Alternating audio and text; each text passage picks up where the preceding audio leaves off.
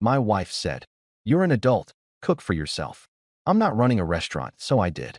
My name is David, I'm 32, and I work as a field technician for an industrial equipment company.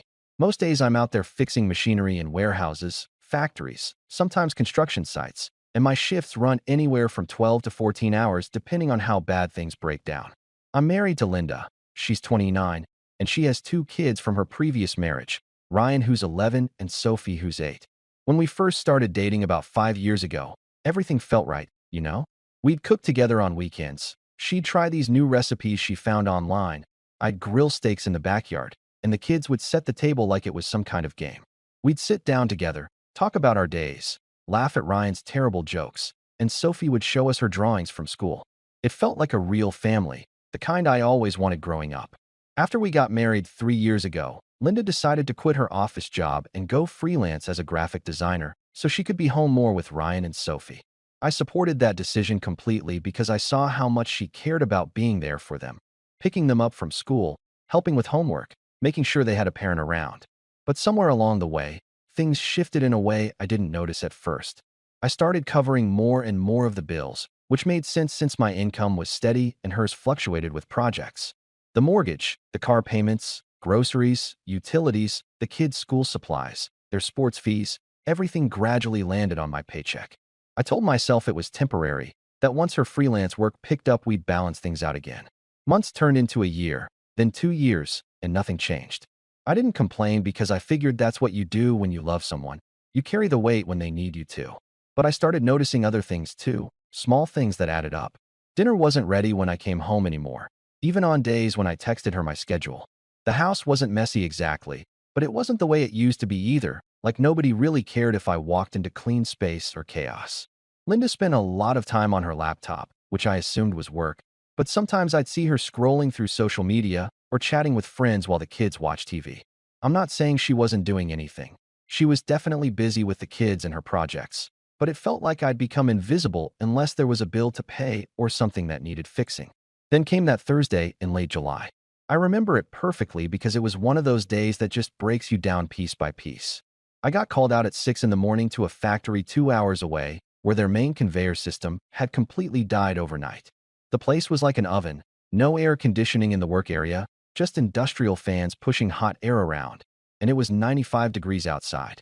I spent the entire day in that heat, crawling under machinery, troubleshooting electrical panels, replacing burned-out motors, and by the time I finished it was almost 8 at night.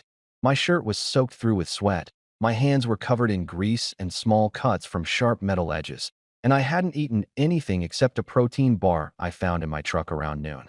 The drive home felt endless, and all I could think about was getting home, taking a shower, and having a real meal. I pulled into the driveway a little after 9, walked through the front door, and the house was quiet except for the TV in the living room.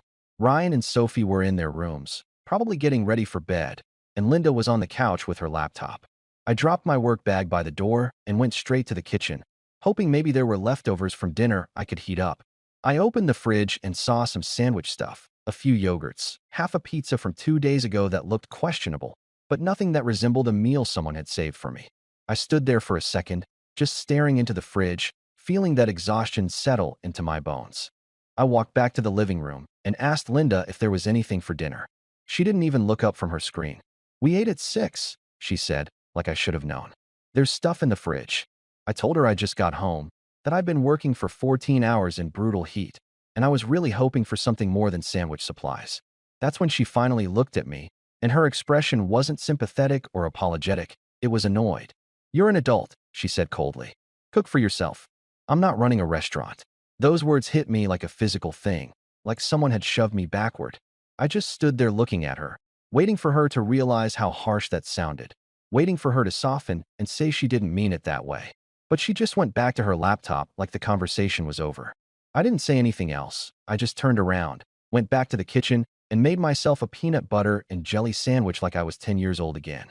I ate it standing at the counter, and with every bite, I felt something crack inside me, some assumption I'd been carrying about what marriage was supposed to be.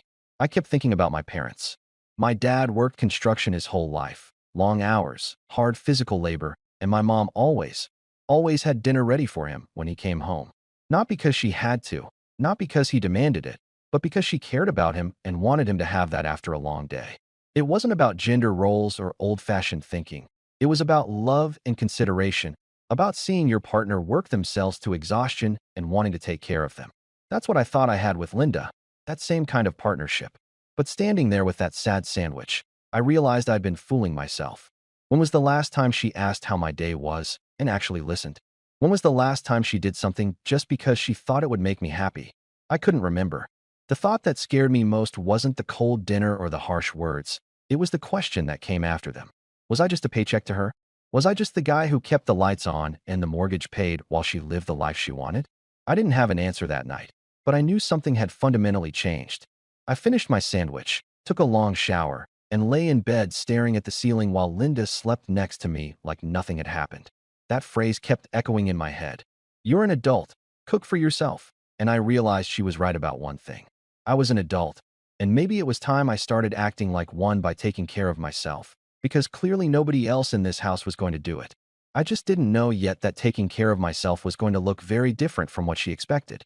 The next morning I woke up with a weird clarity, like my brain had spent the whole night processing what happened and came to a conclusion while I slept. I wasn't going to argue with Linda. I wasn't going to beg for her attention or care. I was just going to do exactly what she told me to do, take care of myself. If she wanted to treat me like a roommate who paid all the bills, then fine, I'd act like one. That Friday I left for work before anyone was up, stopped at the grocery store on my way home, and bought food specifically for myself, things I actually liked that nobody else in the house ever touched. Good steaks, fresh vegetables, the expensive coffee I always skipped because it seemed wasteful, some craft beer I'd been wanting to try. When I got home around 7 that evening, Linda and the kids had already eaten something, I don't even know what, and she was back on the couch with her laptop. I didn't ask about dinner, didn't mention anything, just went straight to the kitchen and started cooking. I seasoned a thick ribeye, got a cast iron pan smoking hot, and cooked it exactly how I liked it, medium rare with a perfect crust. Made myself roasted asparagus with garlic, a loaded baked potato, the whole thing. The smell filled the house, and I saw Ryan peek into the kitchen with this curious look. That smells really good, he said. What are you making? I told him it was just dinner for myself, nothing special. Linda appeared in the doorway a minute later, and I could feel her watching me as I plated everything. You made steak? She asked, and there was something in her voice, not quite hurt, but definitely surprised. Yeah, I said casually. I was hungry after work. She waited like she expected me to offer her some, but I just took my plate, grabbed a beer from the fridge, and went to eat in the small office room we had that I'd basically turned into my space. I heard her go back to the living room without saying anything else. Saturday morning I got up early, made myself a real breakfast, scrambled eggs with cheese, bacon, toast, fresh orange juice, the kind of breakfast I used to make for everyone on weekends. Linda came into the kitchen while I was eating, still in her pajamas, and looked at the pan I'd already washed and put away. You made breakfast? She asked. For myself, yeah, I said, taking another bite. There's eggs and stuff in the fridge if you want to make some. She just stood there for a second, and I could see her brain trying to figure out what was happening. You're not making any for us? She asked, and now there was definitely an edge to her voice. I looked at her calmly and repeated the exact words she'd said to me 2 nights before. You're an adult. I said, cook for yourself. Her face went through about 3 different expressions, shock, anger, and then this forced neutrality like she didn't want to give me the satisfaction of a reaction. She grabbed a yogurt from the fridge and left without another word. That's when I knew this was going to get interesting. The kids asked me later if I wanted to go with them to the community pool, and I told them I had some errands to run, which was true. I needed to go to the hardware store and get some things for the house. But the real reason was I wanted to establish that I wasn't automatically available for family activities anymore, not when nobody seemed to care if I was included or not. Sunday evening, Linda announced she was taking Ryan and Sophie to a movie, some animated thing they'd been wanting to see. She didn't ask if I wanted to come, just told me they were going. Okay, have fun, I said, and texted my buddy Ethan to see if he wanted to grab dinner and watch the game at this sports bar we used to go to before I got married. We had a great time, wings and beer and talking about normal stuff, and I didn't think about home once for those 3 hours. When I got back around 9:30, Linda was in the living room waiting for me with her arms crossed. You went out? She asked, like I'd committed some crime. Yeah, you guys went to the movies, so I met up with Ethan. I said, we didn't invite you to the movies because you never want to see kids' films, she said, her voice rising. I thought maybe we could all do something together as a family tonight. I just looked at her. You planned the movie without asking me. I said, you didn't mention anything about doing something together afterward. How was I supposed to know? She didn't have an answer for that. She just turned around and went to the bedroom. That became the pattern for the next week. Monday, I came home from work, made dinner for myself, ate alone. Tuesday, Linda tried to make a nice dinner for everyone, including me, like she was trying to prove a point, but it felt forced and awkward. Wednesday, I started doing my own laundry separately, just my clothes, and left everyone else's in the hamper. Thursday, Linda asked me to pick up Ryan from soccer practice, and I told her I had plans, which I did. I'd scheduled a dentist appointment I'd been putting off for months. She had to rearrange her afternoon to get him, and she was furious. You never used to be like this, she said that night. Like what? I asked. Available? That's because I used to think I was part of a team. Now I realize I'm just the money guy who occasionally gets asked to do favors. Friday night was when things really escalated. I'd been tracking our joint bank account more carefully, something I hadn't paid much attention to before because I figured we were both adults managing money responsibly. But when I actually looked at the statements from the past 6 months, I saw a pattern that made my stomach turn. Hair salon appointments, new clothes, expensive skincare products, subscription boxes, frequent takeout orders on days when I wasn't home, all on the joint account that I was depositing my entire paycheck into while Linda's freelance income went to her personal account that I had no access to. There were charges for the kids too, which was fine. They needed things, but there was nothing, absolutely nothing, that was ever spent on me unless I bought it myself. Not a birthday gift, not a surprise dinner, not even a simple, thoughtful purchase like my favorite snacks or a book I mentioned wanting to read. I sat there looking at the numbers, doing the math in my head, and realized I'd been funding someone else's comfortable lifestyle while living like I was still a broke college kid saving every penny. The joint account was basically just my account that other people spent from. Linda had her freelance money tucked away safely while mine evaporated on everyone's needs but my own. I opened a separate checking account that Saturday, went to the bank in person, and set everything up. Starting the following week, I'd deposit just enough into the joint account to cover my share of the actual household bills, mortgage, utilities, groceries, and the rest would go into my own account. When Linda asked why I was at the bank so long, I told her I was looking into some investment options, which wasn't technically a lie. I was investing in my own financial independence. That Sunday, I spent most of the day in the garage organizing my tools and thinking. Ryan came out to help me for a while, handing me wrenches and asking questions about how different things worked, and it was the best conversation I'd had with anyone in the house for weeks. He didn't want anything from me except my time and attention, and I realized that's all I'd ever wanted from Linda too.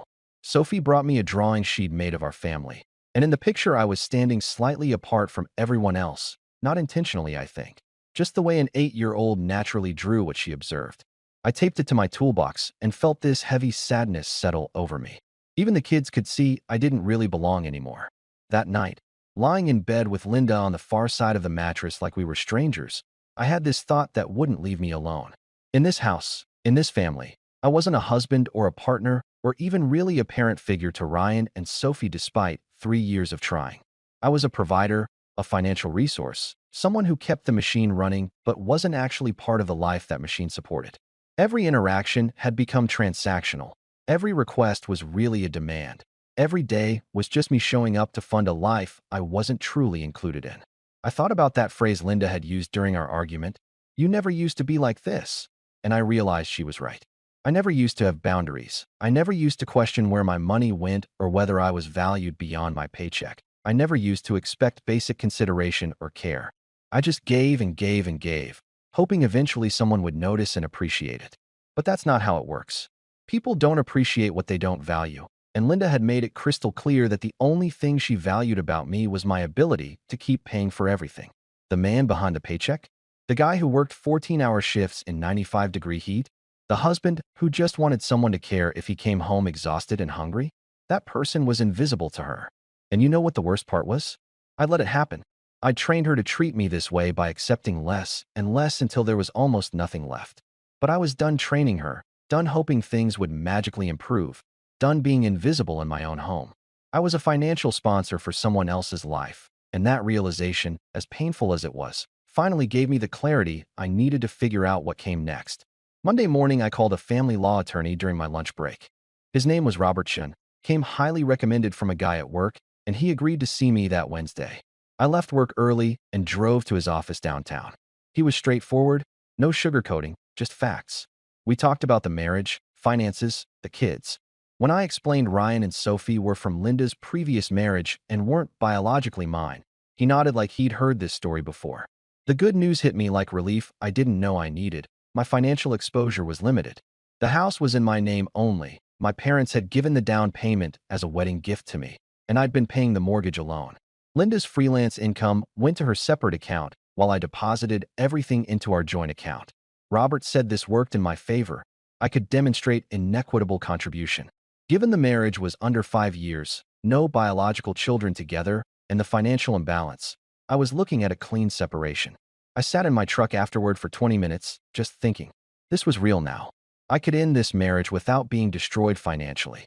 The question wasn't whether I could leave anymore, it was whether I should. I decided to give it one last honest conversation. That Saturday, I asked Linda to talk without the kids around. She got defensive immediately, but agreed. We sent Ryan and Sophie to her mom's and sat at the kitchen table.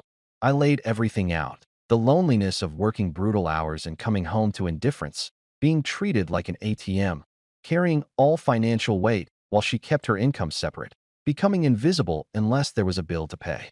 I wasn't yelling, just explaining my reality. Linda listened, but her face hardened. When I finished, she told me I was overly sensitive, that she had a lot on her plate with kids and work. She said I chose my job, nobody forced me, and tried to make the cooking incident sound ridiculous. I felt something cold settle in my chest. I explained I wasn't upset about making dinner. I was upset about what it represented, the lack of care. She rolled her eyes, actually rolled her eyes, and I knew this conversation was pointless. But I had to ask one question. What am I to you, Linda? What am I besides the money? She opened her mouth quickly, then stopped. The pause stretched out, 10 seconds, 20. Finally she spoke. You're a good provider. The way she said it, like that was supposed to be enough, told me everything. Not a husband, not a partner, just a provider. I pulled out the divorce papers and set them on the table. Her face went white. I told her I was filing for divorce, that I couldn't be married to someone who only saw me as a bank account. She started crying, said we could fix this, that she could change.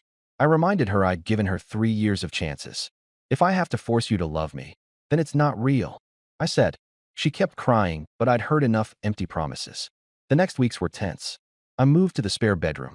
Linda alternated between playing perfect wife and being angry. The kids knew something was wrong. One night Ryan asked if I was moving out. I sat with him and Sophie and explained that Linda and I had grown-up problems and needed to live separately. Sophie asked if they'd done something wrong, and I assured them this wasn't about them, that I still cared about them. Ryan asked if they'd still see me, and I promised absolutely. 2 months later, the divorce was finalized. Quick process, nothing to fight over. The house was mine. Linda moved out with the kids. She tried one last time the day before leaving, dressed up and talking about reservations at our first date restaurant. I looked at her and felt only exhaustion. What we had ended a long time ago. I just finally accepted it. She left the next day, and the house went quiet. That was 6 months ago. I got promoted to senior technician with normal hours, started going to the gym, reconnected with old friends. Ryan and Sophie come over every other weekend, and it's genuinely good without the tension. Last week, Ethan asked if I was ready to date again. I told him maybe, but this time I'd never forget something important. The moment someone tells you to take care of yourself, believe them. They've already stopped caring. I spent 3 years hoping Linda would see me, and she never did because she didn't want to. She wanted a provider, nothing more. Next time I'll look for someone who wants to be a partner, someone who shows up because they want to. And if I never see that reciprocity, I won't waste years hoping it will appear. I'll walk away early, while I still have enough of myself left to build something better. That's the lesson I learned the hard way, but at least I learned it. What do you think about this story?